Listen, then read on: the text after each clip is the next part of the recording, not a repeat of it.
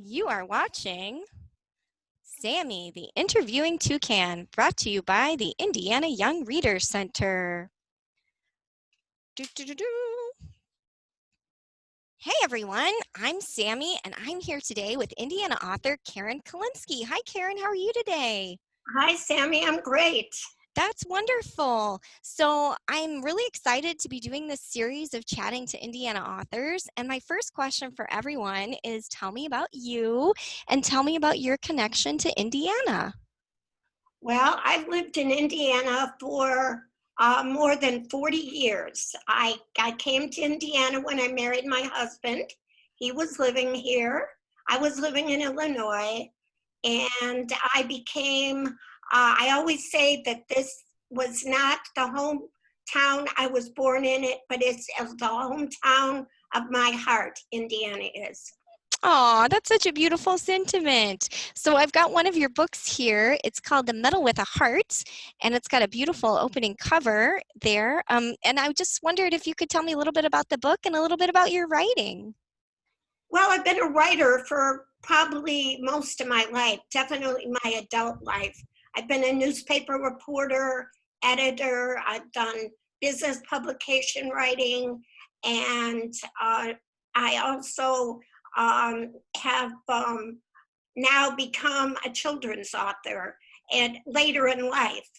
Um, it's something that just comes naturally to me, and I will probably write till the end of my life because there's no way now I can stop. The book is actually a, a project that took me more than 30 years because I found a story of the Purple Heart, the beginning of the Purple Heart, which goes back to George Washington.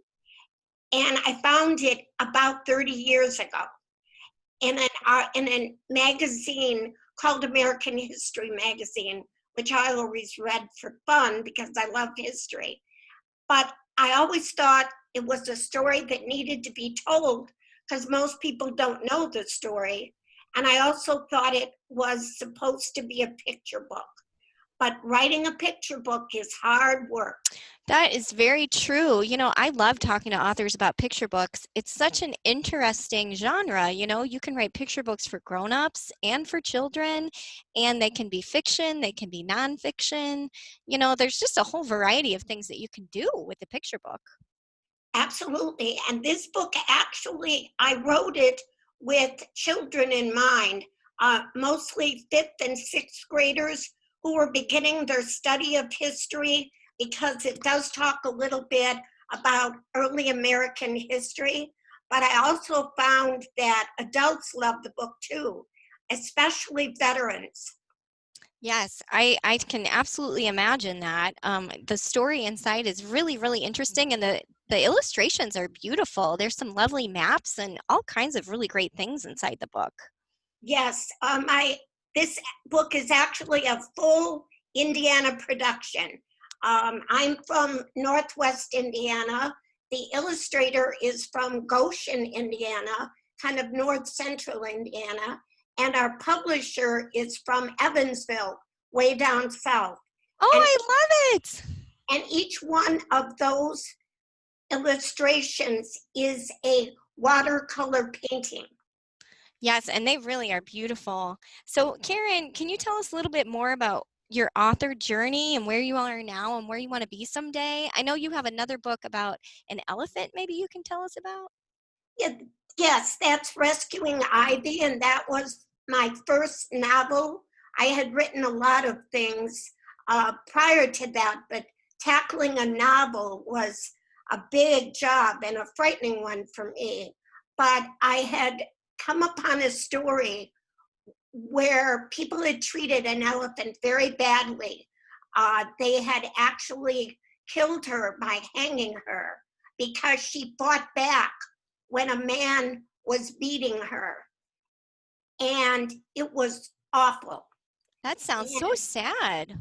it is very sad. And it was so sad I couldn't write about it.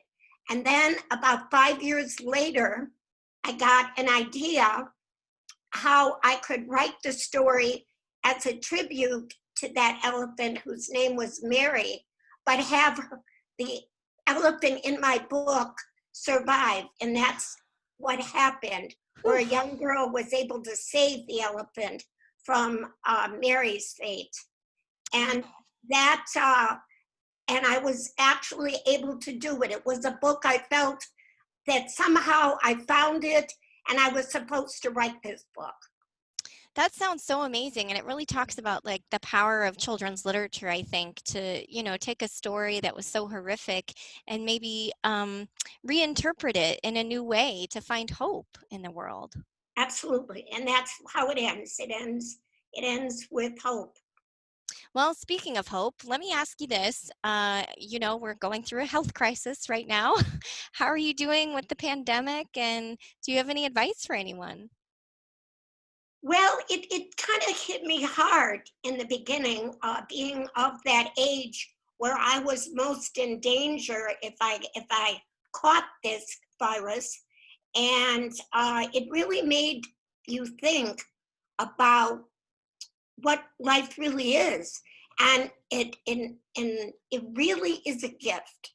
It's a gift. Every day is a gift uh, that you can't take for granted. And I think all of us, young, old, and in between, we're taking life for granted. And I've learned so many things. Uh, it just doing this interview with you. I have never done anything like that before, and it just is amazing to me that you can do this. And I've FaceTimed with my grandkids, and I've done Zoom meetings with friends, and so there are good things about us stopping life for a few minutes. Well, in our case, a few months, Mm-hmm. and just appreciating family and appreciating new things that you learn. Thanks so much for that. And I really hope that you can stay healthy and stay away from this virus for sure. Yeah, I'm Um, working hard at it. yeah, good. I hope you're being safe. I'm also inviting all my authors to share a little something. Did you have something you wanted to share with us today? Well, I thought I'd like to share my picture of Ivy. Aw.